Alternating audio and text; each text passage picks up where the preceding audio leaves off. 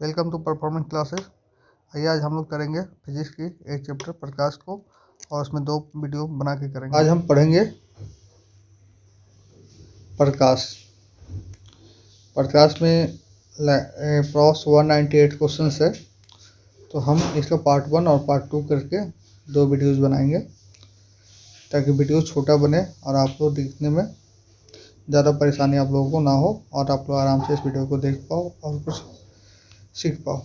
तो सबसे पहला क्वेश्चन जो है उस ओर चलते हैं हम लोग। क्वेश्चन है, प्रकाश छोटे छोटे कणों से मिलकर बने होते हैं, जिसे क्या कहते हैं? तो इसको फोटोन कहते हैं। ऑप्शन नंबर डी हो जाएगा। छोटे छोटे मतलब बंडल्स ऑफ फोटोन जो है वो लाइट का फॉर्मेशन करता है, और ये प्रिंसिपल दिया था E बराबर mc²। आइंस्टीन ने ये प्रिंसिपल दिया था, जिसके लिए उनको नोबेल पुरस्कार भी दिया गया था। नेक्स्ट क्वेश्चन है, क्वेश्चन नंबर 2, प्रकाश तरंग किस प्रकार के तरंग है? प्रकाश तरंग अनुप्रस्थ तरंग है। ऑप्शन नंबर ए सही हो जाएगा। नेक्स्ट क्वेश्चन है, प्रकाश का तरंग सिद्धांत किसके द्वारा प्रतिस्थापित किया गया था? तो प्रकाश का तरंग सिद्धांत जो है वो हाइगेंस के द्वारा प्रतिस्थापित किया गया था। ऑप्शन नंबर बी सही आंसर हो जाएगा। नेक्स्ट क्वेश्चन है, निम्न में से कौन सी परिघटना या निर्णय लेने में सहायक होता है कि प्रकाश एक अनुप्रस्थ तरंग है? तो प्रकाश एक अनुप्रस्थ तरंग है, ये डिसाइड कौन करता है? तो ये ध्रुवीकरण पोलराइजेशन जो होता है वो पोलराइजेशन से ये डिसाइड होता है कि प्रकाश कैसा तरंग है। तो ये ध्रुवीकरण है। व्यतिकरण डिस्पर्सन ऑफ लाइट होता है, स्कैटरिंग ऑफ लाइट होता है, और रिफ्रैक्शन ऑफ लाइट है। ये सब नहीं होगा, ये सब प्रकाश के जो है प्रॉपर्टीज होते हैं, और इसी सब इवेंट के कारण जो है प्रकाश के बहुत सारे यूजेज होते हैं जो हम आपको आगे बताएंगे। फिलहाल अभी इसका आंसर ऑप्शन नंबर सी होगा। ध्रुवीकरण के कारण जो है ये प्रकाश एक अनुप्रस्थ तरंग होता है, ये डिसाइड कर सकते हैं हम लोग। प्रकाश के विद्युत चुम्बकीय स्वरूप की खोज किसने किया था? तो विद्युत चुम्बकीय डेट मीन्स फोटो इलेक्ट्रिक, ये हो गया आपका इलेक्ट्रोमैग्नेटिक इफेक्ट, यानी प्रकाश जो है वो इलेक्ट्रोमैग्नेटिक इफेक्ट है, ये किसने बताया था? तो ये बताने का काम मैक्सवेल के द्वारा किया गया था। ऑप्शन नंबर सी आंसर हो जाएगा इसका। किसने सर्वप्रथम यह दिखलाया कि प्रकाश तरंगों का विवर्तन होता है? प्रकाशीय तरंगों का विवर्तन होता है, ये दिखाया गया था ग्रे-माल्डी के द्वारा। ऑप्शन नंबर ए सही हो जाएगा। नेक्स्ट क्वेश्चन है,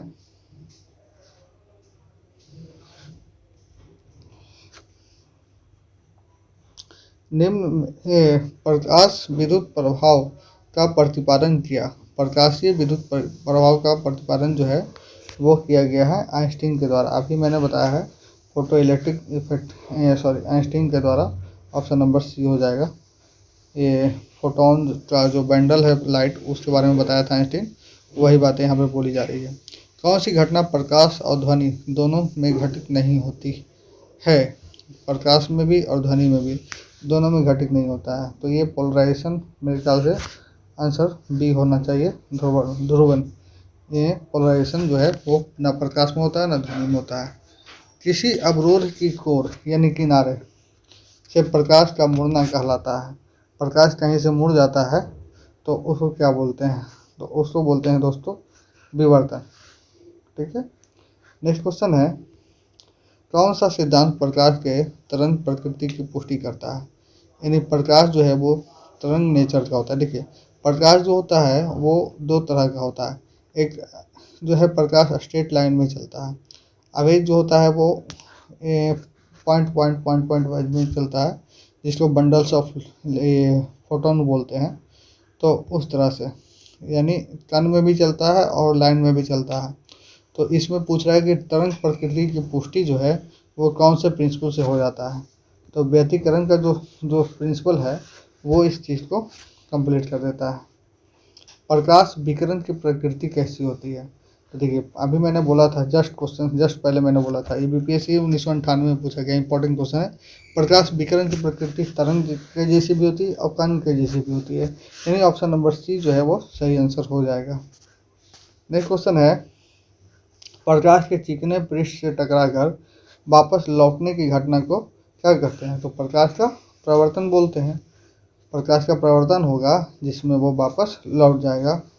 जब ये हम जब पढ़ाएंगे प्रकाश का प्रवर्तन क्या होता है, कि कोई भी एक माध्यम से प्रकाश आती है और वो वापस किसी पर सरफेस से टकराकर वापस उसी माध्यम में उसके विपरीत दिशा में लौट जाती है, तो उसको क्या बोलते हैं, प्रकाश का प्रवर्तन कहते हैं। और प्रकाश का प्रवर्तन जो होता है, तो आने वाली जो किरण होती है, दैट मीन्स आप यहाँ पर देख सकते हैं, अभी मैं आपको थोड़ा सा बताता हूँ। जैसे मान लीजिए ये एक सरफेस है, इस सरफेस में नीचे कुछ कलर किया हुआ है और ये है अभिलंब। अब यहाँ पर से प्रकाश की लाइट आ रही है, तो आ रही है तो आने वाली किरण को हम बोलेंगे, क्या बोलेंगे, आपतित किरण बोलेंगे, आपतित किरण। और ये यहाँ से टकराया तो लाइट यहाँ से पार नहीं करेगा, क्योंकि पीछे का भाग कलर किया हुआ है, या अपोजिट भाग में रिटर्न हो जाएगा। तो जाने वाले को बोलेंगे परावर्तित किरण, यानी रिफ्लेक्टिव रे। अब यहाँ पर है कि अभिलंब के साथ एक कोण बन रहा है जो आई हो गया, और ये परावर्तित किरण के साथ कोण बन रहा है आर हो गया। अब यहाँ पर दो नियम निकल के आते हैं, परावर्तन के दो नियम होते हैं, ये हम लोग पढ़ेंगे। ये फर्स्ट लॉ क्या कहता है कि आपतित किरण, परावर्तित किरण और अभिलंब तीनों एक ही सतह के एक ही बिंदु पर विलंब करते हैं। जबकि दूसरा नियम क्या कहता है कि आपतित किरण और अभिलंब के द्वारा बनाया गया कोण और परावर्तित किरण और अभिलंब के द्वारा बनाया गया कोण आपस में बराबर होता है, यानी कोण आई बराबर कोण आर होता है। इस कारण ये दोनों नियम फॉलो करते हैं। एक किसके लिए लागू होता है, तो ये कोई भी समतल के लिए लागू होता है। ठीक है, समझ में आ गया होगा, उम्मीद करते हैं। नेक्स्ट क्वेश्चन है, प्रकाश में ध्रुवण की घटना से यह सिद्ध होता है कि प्रकाश तरंगे कैसी होती है, तो प्रकाश तरंगे अनुप्रस्थ होती है। ये हो जाएगा ऑप्शन नंबर सी आंसर हो जाएगा। सूर्य लगभग 4 × 10⁻26 जूल प्रति सेकंड की दर से ऊर्जा दे रहा है। सूर्य इतना ऊर्जा निकलने से इसका द्रव्यमान किस दर से कम हो रहा है, मतलब उतना जूल ऊर्जा दे रही है तो उसका द्रव्यमान भी तो कम होगा ना, उसमें जो फ्यूल भरा हुआ है वो जलेगा ना, तो कम होगा। तो आंसर हो जाएगा 4 × 10⁻9 किलोग्राम प्रति सेकंड। ऑप्शन नंबर बी सही आंसर हो जाएगा। प्रकाश का वेग सर्वप्रथम किसने ज्ञात किया था,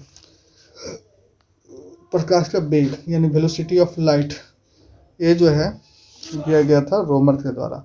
ऑप्शन नंबर सी हो जाना चाहिए सही आंसर। नेक्स्ट क्वेश्चन है, प्रकाश का वेग किसमें अधिकतम होता है, तो देखिए इसका सिंपल सा फंडा है। अगर रास्ता क्लियर रहता है तो लोग क्या करते हैं, गाड़ी तेज चलाते हैं। रास्ता जब भीड़ भाड़ वाला रहता है या हैवी ट्रैफिक रहता है, वो गाड़ी बहुत ही धीमा चलती है, कभी कभी गाड़ी रुक भी जाती है। तो यहाँ पर है प्रकाश का वेग किसमें अधिकतम होगा, तो आप अनुमान लगा सकते हैं कि जहाँ पे रास्ता क्लियर रहेगा, तो हीरा है तो इसमें तो बहुत ज़्यादा डेंसिटी है, पानी है इसमें इससे कम थोड़ा डेंसिटी है, हाइड्रोजन है कम डेंसिटी है, लेकिन निर्वात जो है इसमें बिल्कुल ही डेंसिटी नहीं है। और इसलिए जो है बाईपास समझते हुए इसमें सबसे ज़्यादा प्रकाश की चाल होती है 3 × 10⁸ मीटर प्रति सेकंड के दर से ये भागती है निर्वात में। नेक्स्ट क्वेश्चन है, माध्यम के ताप में वृद्धि के साथ, ये बहुत इंपॉर्टेंट क्वेश्चन है, बहुत सारे परीक्षा में ये पूछा जा चुका है कि माध्यम के तापमान में वृद्धि होता है तो उसके साथ प्रकाश की गति क्या होगी, तो वैसी ही रहती है as it is, no changes. Option number C सही आंसर हो जाएगा। जल, कांच और हीरा में प्रकाश की जल, अभी आप ये क्वेश्चन जो है आप खुद से कर सकते हो, आप देख सकते हो। अभी मैंने इस क्वेश्चन को बताया है कि जिसका जैसा डेंसिटी रहेगा उसका प्रकाश उसमें चाल जो है उसका कम होगा। तो निम्न क्रम में सजाइए। तो देखिए यहाँ पर सबसे ज़्यादा प्रकाश की चाल किस में होगी, जल में होगी, जल से ज़्यादा, जल से कम कांच में होगा, और उससे भी कम किस में होगा, हीरा में होगा। तो ऑप्शन नंबर बी सही हो जाएगा आंसर। चंद्रमा से पृथ्वी तक आने में प्रकाश को लगभग कितना सेकंड का टाइम लगता है, देखिए चंद्रमा है, चंद्रमा से पृथ्वी तक प्रकाश को आने में कितना टाइम लगेगा, तो ऑप्शन नंबर सी। वैसे कहीं कहीं पे 1.3 सेकंड भी देते हैं, 3 से 4 सेकंड भी देते हैं। ऑप्शन नंबर सी हो जाएगा, 1 सेकंड लगेगा बस। नेक्स्ट क्वेश्चन है,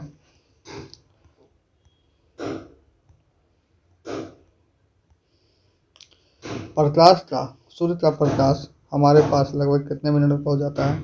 तो ये बहुत ही विवादित क्वेश्चन है। बीपीएससी में भी कई बार विवादों का ये पिटारा बन चुका है। कभी कभी 8 मिनट 20 सेकंड रहता है, कहीं पे 500 सेकंड रहता है, कहीं पर 8 मिनट ही रहता है। तो ऑप्शन नंबर ए सही हो जाएगा। प्रकाश का वेग जनरली तो ये निर्वात में दिया गया है।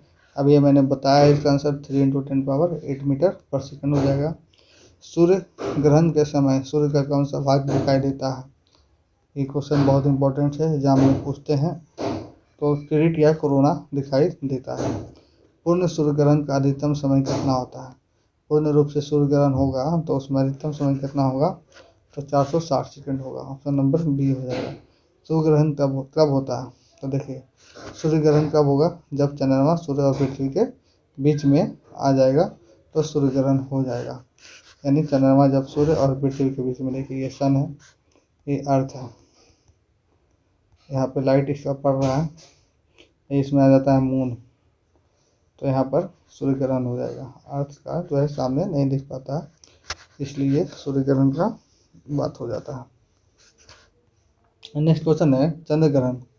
चंद्र ग्रहण किस दिन लगता है? चंद्र ग्रहण घटित होती है किस दिन?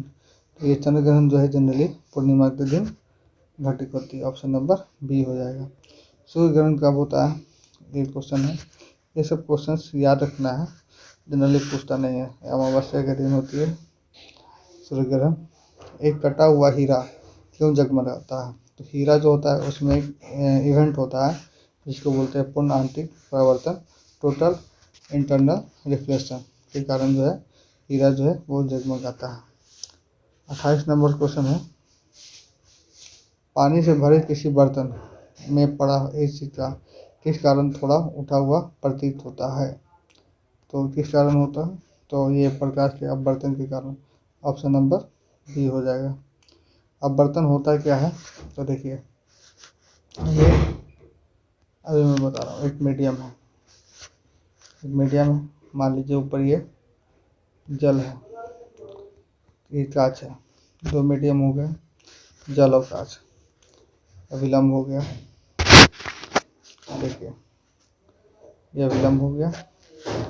प्रकाश ही आया तो ये तो इसमें तो कोई कलर किया हुआ नहीं है, जल से कांच में जाएगा तो ये जाना चाहिए था ऐसे ही, लेकिन इसका पाथ क्या हो जाता है? तो जल है, रेरर है, कांच जो है डेंसर है, तो ये क्या होता है? अविलंब की ओर न जाकर अविलंब से दूर भाग जाता है। देखिए यहाँ पर आई हुआ, यहाँ पर आर हो गया, तो ये जो है अविलंब से दूर भागता हुआ दिखाई दिया। तो जब भी अभी ये देखिए, ये हुआ कांच के कंपेरिजन में विरल यानी रेरर, और ये हुआ कांच के जल के कंपेरिजन में सघन। अब एग्जाम में कई बार पूछता है कि जब कोई भी प्रकाश की किरण विरल से सघन माध्यम में जाती है तो क्या होगी घटना? 4 ऑप्शन दिए रहेंगे। अविलंब की ओर मुड़ जाएगी, अविलंब से दूर भागेगा, अविलंब पर होगा, जो भी होगा। तो यही घटना को कहते हैं प्रकाश का अपवर्तन। इसमें भी 3 चीज़ें होती है, आपतित किरण, परावर्तित किरण और अविलंब, तीनों एक समतल से। और दूसरा नियम होता है जो जिसमें बोलते हैं साइन आई बटा साइन आर, ये दोनों का रेशियो जो होता है ये म्यू के बराबर होता है, जिसको बोलते हैं अपवर्तनांक। यानी साइन आई बराबर साइन आर बराबर म्यू। अब ये जो होगा इसी को बोलेंगे स्नेल का नियम। अभी आगे आएगा क्वेश्चन इस पे, तो मैं बताऊंगा और विशेष। फिलहाल अभी इतना समझ में आ गया होगा, उम्मीद करते हैं।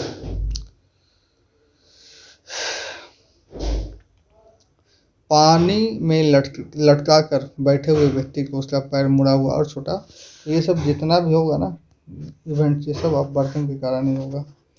नेक्स्ट क्वेश्चन है, जब एक कॉम्पैक्ट डिस्क सूर्य के प्रकाश में देखी जाती है तो इंद्रधनुष के समान रंग दिखाई देते हैं, इसकी व्याख्या किया जा सकता है? तो इसकी व्याख्या क्या किया जाएगा? इसमें 2 तरह की घटना होती है, एक प्रवर्तन होगा, दूसरा विवर्तन होगा। ऑप्शन नंबर ए सही हो जाएगा। जल के अंदर पड़ी हुई मछली किस कारण से वास्तविक गहराई से ऊपर उठी हुई दिखाई देती है? तो ये भी आंसर हो जाएगा अपवर्तन के कारण ही। ऑप्शन नंबर बी हो जाएगा। जल के अंदर मौजूद व्यक्ति को किस कारण जल के सतह से ऊपर, ये भी सेम आंसर हो जाएगा। ऑप्शन नंबर क्या हो जाएगा? ए हो जाएगा। पानी में डूबी हुई लकड़ी मुड़ी हुई दिखाई देती है, निम्न कारणों में से प्रतिभाषित होता है। ये भी क्या हो जाएगा, वही हो जाएगा प्रकाश का अपवर्तन। नेक्स्ट क्वेश्चन है, जब प्रकाश की किरण विरल माध्यम से, अभी मैंने ये क्वेश्चन बोला है, आंसर आप लोग कमेंट बॉक्स में बताएंगे, मैं नहीं बता रहा हूँ। पूर्ण आंतरिक परावर्तन क्या होता है? पूर्ण आंतरिक परावर्तन क्या होता है अभी मैं बता देता हूँ। देखिए, ये मीडियम हो गया, फर्स्ट मीडियम हो गया, सेकंड मीडियम हो गया, ये विलंब हो गया। जब प्रकाश की किरण जो है ये आई हुआ, और ये जो है क्या होता है कि ये इस पथ पे ना जाके, अब जैसे मान लीजिए ये विरल है और ये इतना सघन है, इतना सघन है कि ये जो है इस पथ पे ना जाके ये सीधा क्या आ जाता है, अभिलंब पर ही आ जाता है। कहाँ जाता है, अभिलंब पर ही आ जाता है। ये जो है 90 डिग्री पे आ जाएगा ना, तो यहाँ पर 90 डिग्री कौन बनाएगा, यहाँ पर 90 डिग्री कौन बनाएगा। तो क्या होता है कि ये हुआ टोटल इंटरनल रिफ्लेक्शन, है ना, इसी को बोलते हैं टोटल इंटरनल रिफ्लेक्शन। और इसमें क्या होगा, तो इसमें क्रांतिक कोण से अधिक के साथ, यानी क्रांतिक कोण ऑप्शन नंबर क्या हो जाएगा, तो ऑप्शन नंबर बी हो जाएगा। कैसे, देखिए, सघन माध्यम से विरल माध्यम की ओर जाता है। तो अभी मैंने बताया है कि ये मीडियम है, देखिए ये मीडियम है, ये सघन है, और ये विरल है, यह विलंब है, और ये प्रकाश किरण है। इस पथ से जाना चाहिए, लेकिन ये सघन से विरल में जा रहा है, तो इतना मतलब इसको आज़ादी मिल जाता है कि ये क्या हो जाता है, इस मीडियम पे ही चलने लगता है, ये कोण बना लेता है। तो ये क्या हो जाएगा, कोण 90 डिग्री हो जाता है। तो ये जो मान लीजिए ये आई है, तो आई से ये ज़्यादा हो गया ना, तो कोण आई से क्या हो जाता है, ये ग्रेटर हो जाता है आर। और आर क्या कितना इक्वल टू हो जाता है, 90 के इक्वल टू हो जाता है, जिसको क्रांतिक कोण कहते हैं। तो इस कंडीशन में क्या हो जाएगा, आपतन कोण क्रांतिक कोण से अधिक के साथ हो जाएगा, तो सघन से विरल माध्यम में जाने पर 35 का ऑप्शन नंबर बी हो जाएगा। नेक्स्ट क्वेश्चन है, इंद्रधनुष किस कारण से बनता है? अभी आपको मैंने बताया है इंद्रधनुष बनता है किस कारण से, तो अपवर्तन और प्रवर्तन दोनों घटना होती है, तो इंद्रधनुष का निर्माण होता है। चलिए एक क्वेश्चन और है, बहुत अच्छा है, मृगमरीचिका, ये जनरली रेगिस्तान में देखने को मिलता है, या फिर तो ये पूर्णांतिक प्रवर्तन के कारण होता है मृगमरीचिका की घटना, याद रखिएगा। पेट अथवा शरीर के अन्य आंतरिक अंगों के अन्वेषण के लिए प्रयुक्त टेक्निक एंडोस्कोपी आधारित होती है। तो एंडोस्कोपी की घटना किस पे आधारित होगी, तो ये पूर्णांतिक प्रवर्तन पर ही आधारित होगी।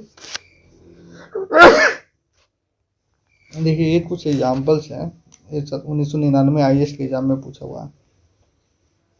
तरल से भरे हुए बीकर का तल किस कारण से कुछ ऊपर उठा हुआ दिखाई देता है।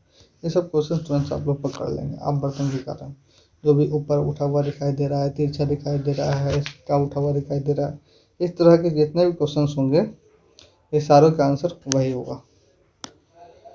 सूर्य से प्रकाश का आंतरिक परिवर्तन हो सकता है, क्या हो सकता है, आंतरिक परिवर्तन हो सकता है, क्या हो सकता है, तो कांच से जब वायु में जाएगा तो आंतरिक परिवर्तन होगा।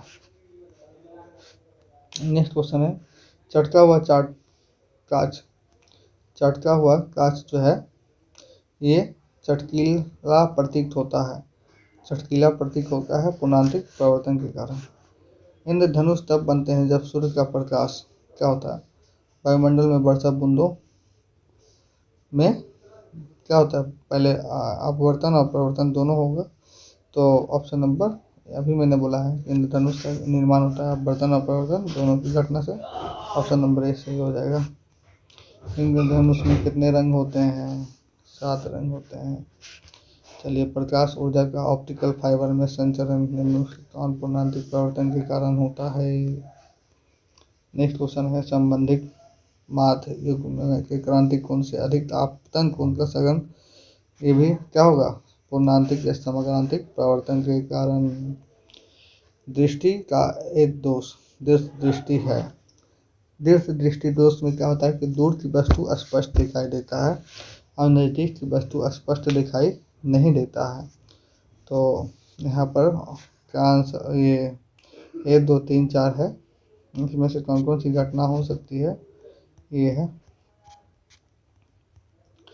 तो देखिए कौन कौन सी घटना हो सकती है?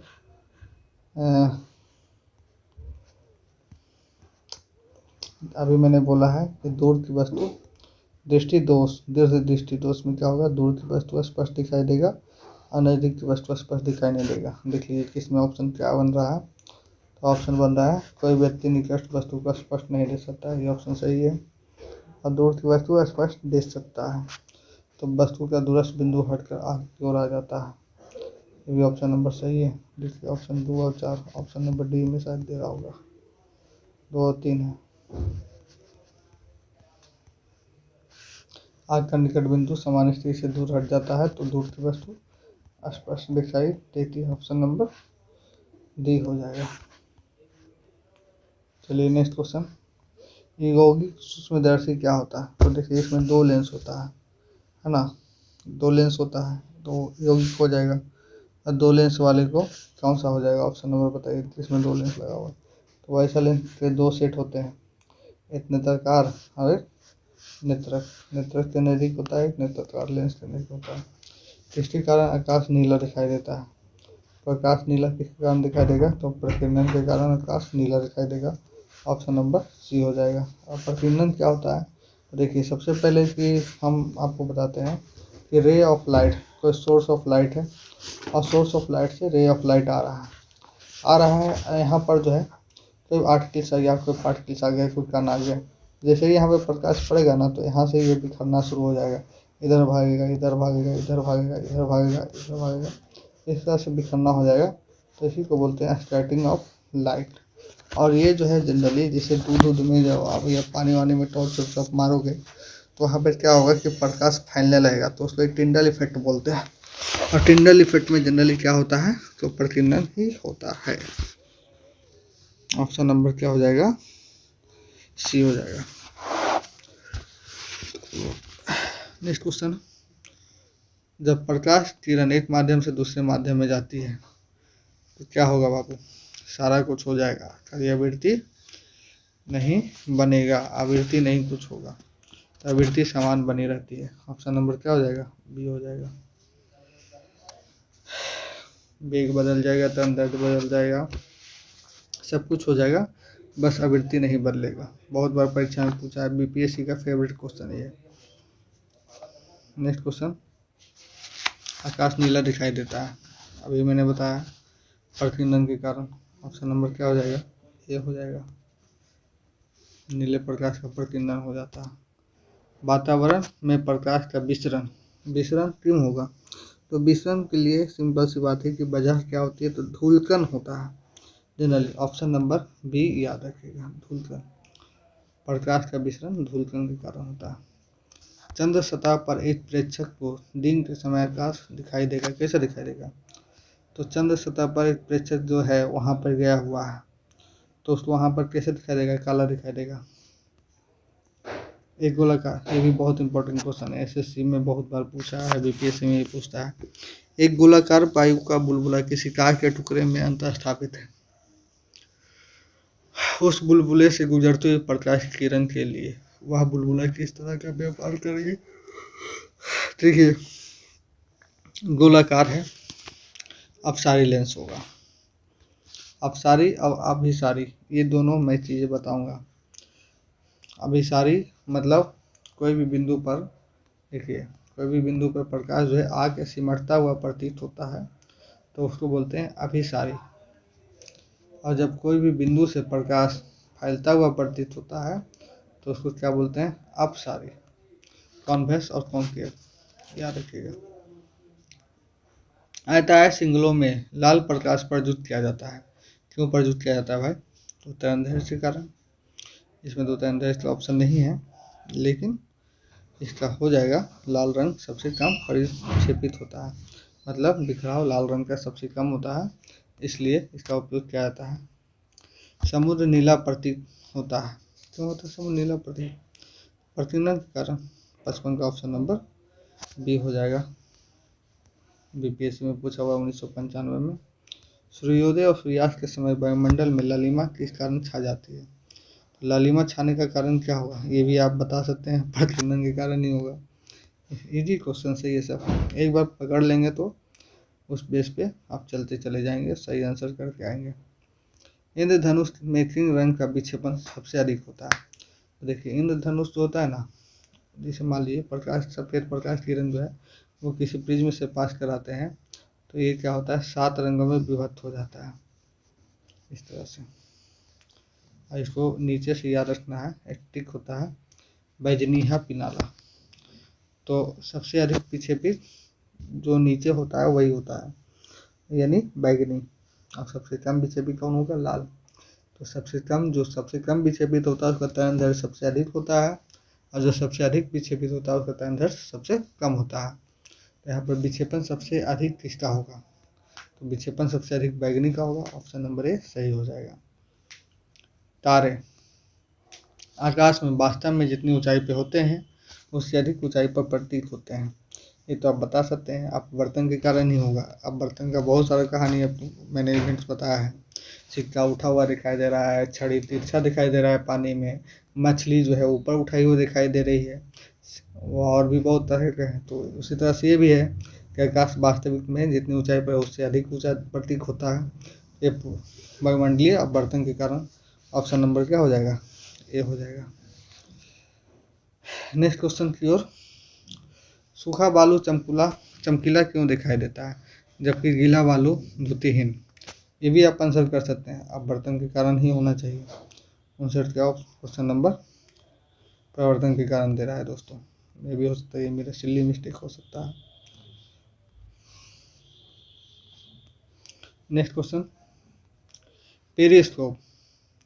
पेरिस्कोप बनाने में कौन सा ये प्रयुक्त किया जाता है? तो पेरिस्कोप एज ए लेंस के रूप में काम करता है। तो इसका क्या यूज होगा? तो अवतल लेंस का उपयोग होना चाहिए। सॉरी, समतल दर्पण का उपयोग दिया गया है, मिस हो रहा है। Next question. साबुन के पतले झाग में चमकदार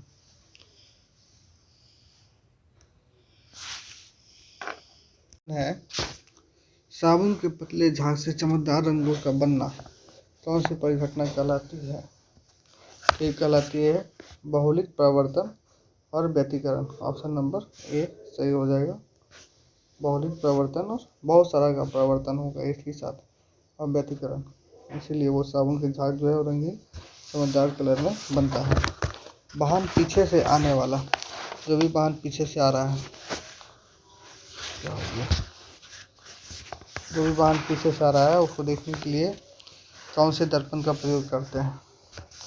इम्पोर्टेंट क्वेश्चन है, एग्जाम में पूछता है कौन से दर्पण का, तो उत्तल दर्पण का प्रयोग करते हैं। ऑप्शन नंबर सी हो जाएगा। नेक्स्ट क्वेश्चन है,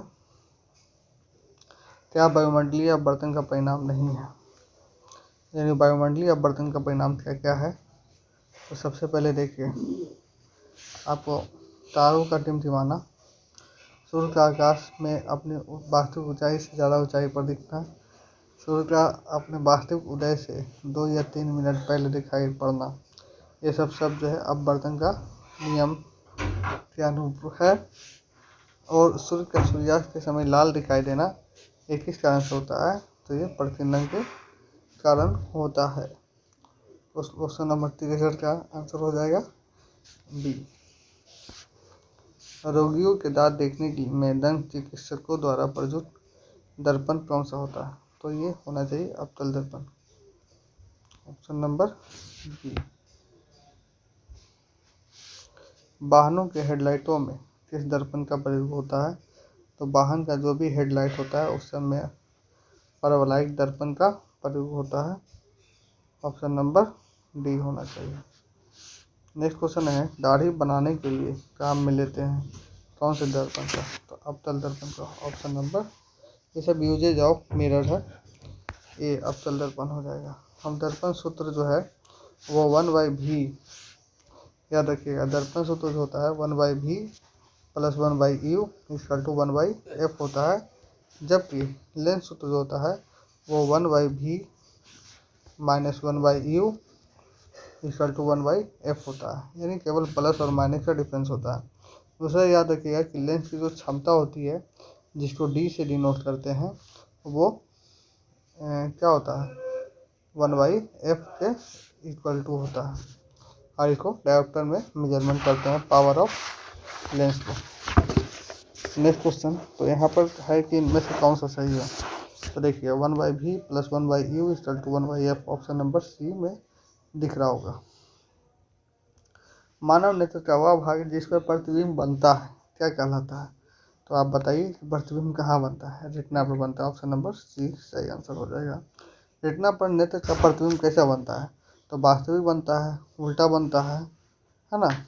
तो और यहाँ पर देखिए क्या है, रेटिना पर नेत्र द्वारा निर्मित प्रतिबिंब क्या होता है।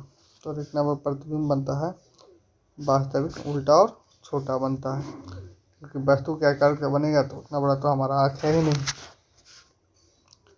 नेक्स्ट क्वेश्चन है, किसी व्यक्ति का पूरा प्रतिबिंब देखने के लिए समतल दर्पण का कितना न्यूनतम ऊंचाई होना चाहिए। तो जितना बड़ा वस्तु है उसका आधा अगर रहेगा तो अभी हम पूरे वस्तु को देख पाएंगे। तो ऑप्शन नंबर बी सही हो जाएगा। एक वस्तु दो समानांतर समतल दर्पणों के बीच रखी जाती है। देखिए एक वस्तु को दो समानांतर समतल दर्पण के बीच रखती है। मान लीजिए एक ऑब्जेक्ट है, इधर भी समतल दर्पण, इधर भी समतल दर्पण रखती है, तो इन दोनों के बीच कितना प्रतिबिंब बनेगा। तो टेक्निक है कि वो अनलिमिटलेस, मतलब अनंत प्रतिबिंब बनेगा, इनफाइनाइट हो जाएगा। ऑप्शन नंबर डी सही हो जाएगा। अब बोल रहा है दो समतल दर्पण है, समतल दर्पण ये है और एक समतल दर्पण 90 डिग्री पर है। अब इन दोनों के बीच एक वस्तु को रख देते हैं, तब कितना प्रतिबिंब बनेगा।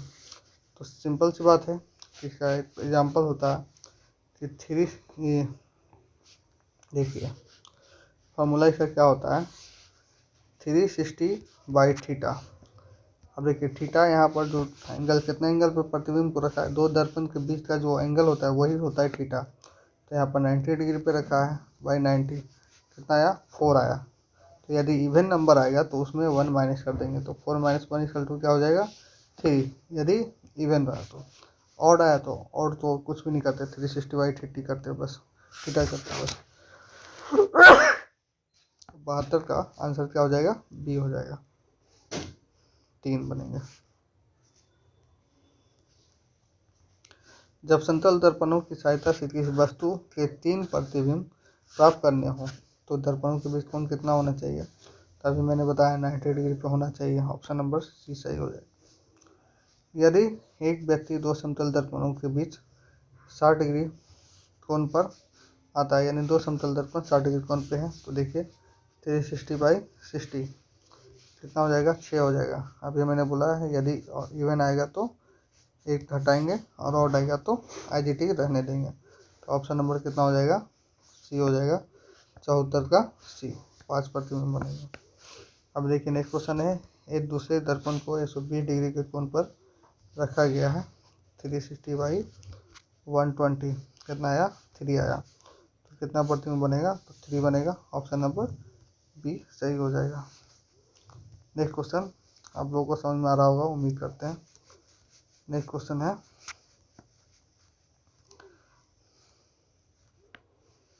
सूर्य द्वारा उत्सर्जित प्रकाश का रंग कैसा होता है। तो सूर्य द्वारा जो प्रकाश का रंग उत्सर्जित होगा उसका रंग क्या होगा, सफेद होगा, क्योंकि सूर्य जो है उसका जो प्रकाश का रंग होता है वो 7 रंगों का मिश्रण होता है। प्रकाश का रंग निर्धारित होता है, किससे निर्धारित होता है प्रकाश का रंग, आपको बताना है। तो ऑप्शन नंबर बी, तरंगदैर्घ्य जैसा रहेगा उसके हिसाब से प्रकाश का रंग होगा। पानी में हवा का बुलबुला वैसे ही काम करेगा जैसे क्या, अवतल लेंस जैसा रहेगा उस तरह से पानी का बुलबुला उभरा हुआ रहता है। नेक्स्ट है, एक लेंस की क्षमता -2 डायोप्टर है। देखिए माइनस में है और 2 डायोप्टर है, तो हमने बोला है कि F = क्या होता है फॉर्मूला, 1/p, तो 1/2 हो जाएगा। और जब भी फोकस रहता है तो वो फोकस दूरी जो होता है वो मीटर में होता है, तो ये 1/2 मीटर हो गया। अब इसको सेंटीमीटर में बदलेंगे तो यहाँ पर डी क्या है, डी हो जाएगा डायोप्टर। ये पूछ रहा है केवल डी क्या है, डी डायोप्टर हो जाएगा, क्योंकि डायोप्टर में मेजरमेंट करते हैं लेंस की क्षमता को। डायोप्टर किसकी इकाई है, तो अभी मैंने बोला है लेंस की क्षमता, ऑप्शन नंबर ए हो जाएगा। धूप के चश्मे की क्षमता क्या होती है, तो 0 पावर का होता है। ऑप्शन नंबर ए हो जाएगा, 81 का ए। नेक्स्ट क्वेश्चन है,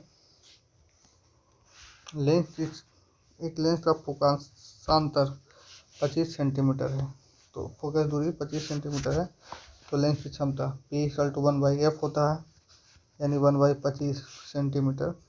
इसको क्या करेंगे, मीटर में बदलेंगे, तो 100 से डिवाइड करिए तो हमारे ख्याल से 4 हो जाएगा, तो 4 डायोप्टर हो जाएगा।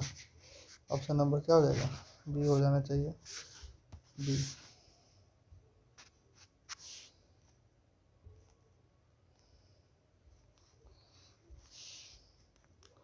नेक्स्ट क्वेश्चन है, एक उत्तल लेंस की फोकस दूरी -2 मीटर है। देखिए 0.2 मीटर है, माइनस नहीं दिया है, तो लेंस की क्षमता क्या होगा। देखिए P=2 क्या होता है, 1/f। P=1/f। अब यहाँ पर 1/f का वैल्यू कितना है, तो यहाँ पर f का वैल्यू निकालना है, 0.2 मीटर है। अब इसको पॉइंट ऊपर ले जाएंगे, 10 हो जाएगा, 5। देखिए 5 ड्रॉप, ऑप्शन नंबर डी सही हो जाएगा। 83 का नेक्स्ट क्वेश्चन है, 84। एक लेंस की पावर जो है 2 डायोप्टर है, 2 डायोप्टर है बाबू, तो देखिए 2 डायोप्टर यानी 1/f क्या हो जाएगा, 1/2 ये मीटर हो गया। तो इसको सेंटीमीटर पर लेके क्या करेंगे, 100 से डिवाइड करेंगे, तो ये हो जाएगा 50 सेंटीमीटर, यानी फोकस कितना हो जाएगा, 50 सेंटीमीटर हो जाएगा। ऑप्शन नंबर सी सही आंसर हो जाएगा।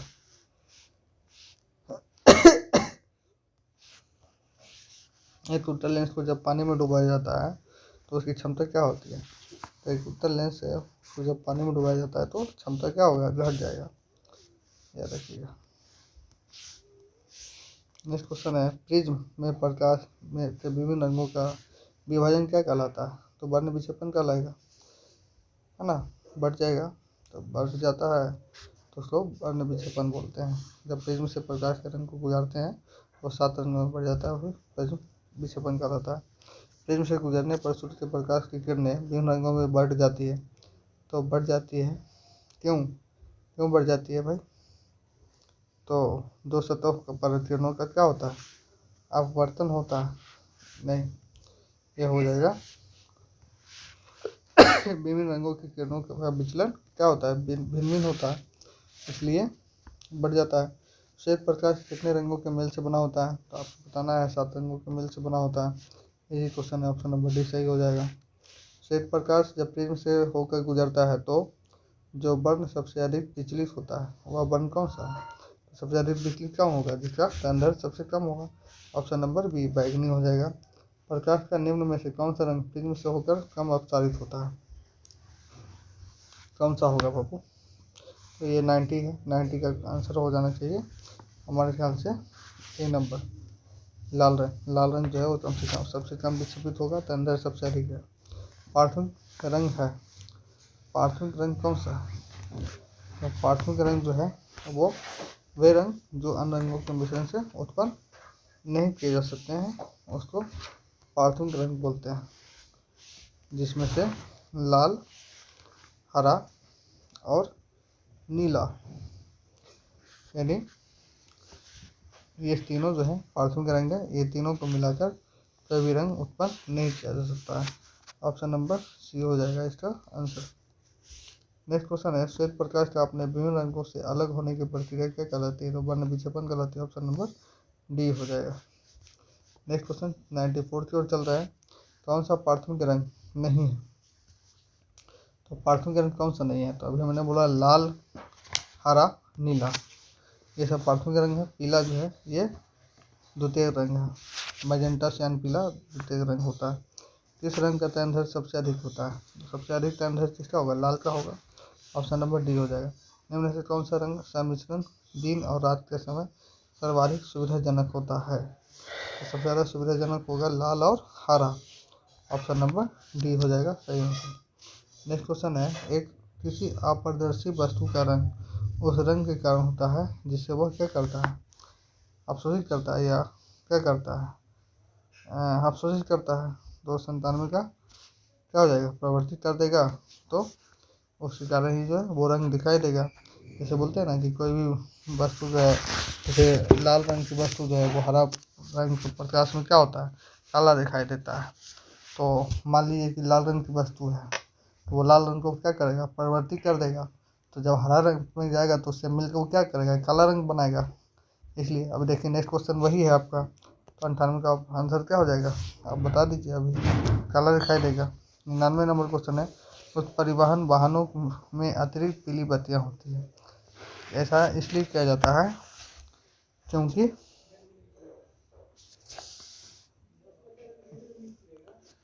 पीला प्रकाश जो है कोहरे को बेधता है और बेधेगा, जिससे सड़क साफ दिखाई देता है।